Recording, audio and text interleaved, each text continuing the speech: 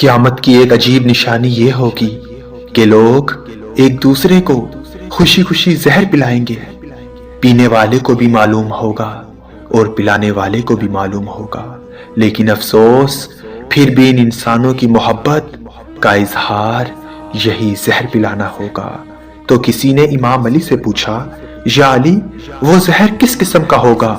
تو امام علی نے فرمایا، وہ زہر بہت زیادہ ٹھنڈے پانی کی مثل ہوگا۔ آخری زمانے کے لوگ گھر آئے مہمان کو تیز ٹھنڈا پانی پلائیں گے، یا ایسے قہوے یا ایسے ٹھنڈے شربت پلائیں گے جو انسان کی صحت کو تباہ و برباد کر دیں گے۔ یاد رکھنا، ٹھنڈا پانی معدے کے اندرونی پردوں کو متاثر کرتا ہے، انسان کے منہ کے لبلبے پہ گہرا اثر کرتا ہے۔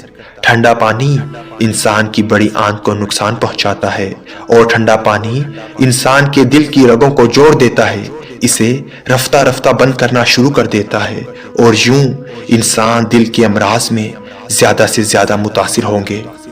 یاد رکھنا، اس دور کے لوگ ٹھنڈے پانی کی وجہ سے اپنی عمر کو کم کرنے لگیں گے۔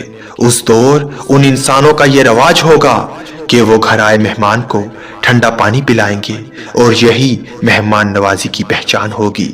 افسوس ہے، یہی عمل انسان کی زندگی کو کم کرے گا۔